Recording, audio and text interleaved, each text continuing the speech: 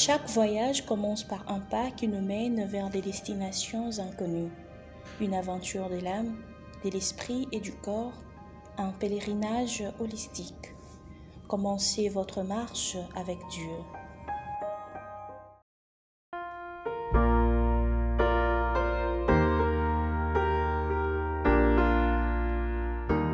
Bienvenue à la communauté sans frontières. La réflexion d'aujourd'hui s'intitule « Prince de paix ».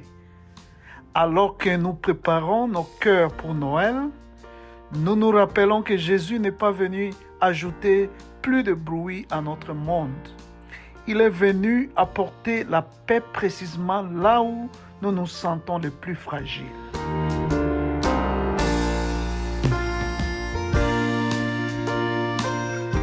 Le livre du prophète Isaïe, chapitre 9, verset 6 nous dit « Car un enfant nous est né, et il sera appelé admirable, conseiller, Dieu puissant, Père éternel, Prince de paix. » Et dans l'évangile selon saint Luc, chapitre 2, verset 10 à 11, les anges proclament « N'ayez pas peur, je vous annonce une bonne nouvelle, une grande joie.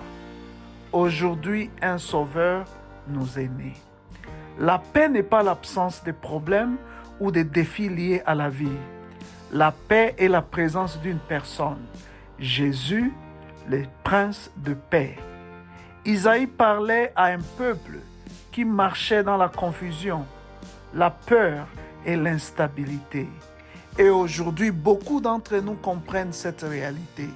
Des foyers remplis de tensions, des cœurs chargés d'anxiété, des familles traversant des moments de transition, des migrants vivant entre deux mondes, des personnes luttant avec le stress, le travail, la santé ou la solitude.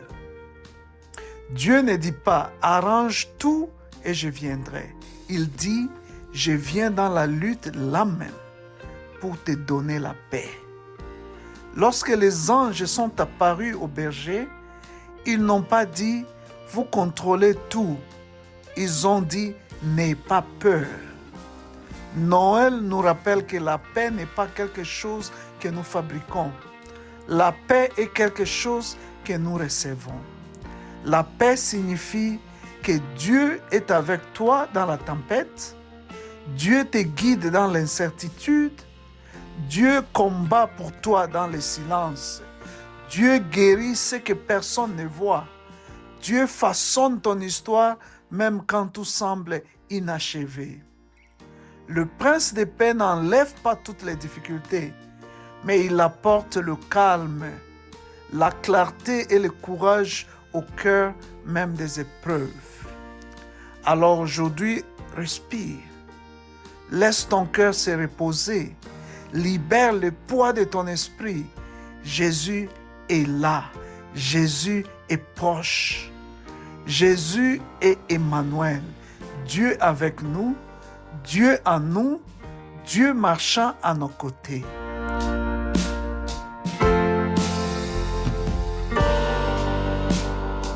Merci de nous avoir écoutés. Que la paix du Christ soit avec toi aujourd'hui et toujours. Rejoins-nous pour la prochaine et dernière réflexion biblique de l'année 2025.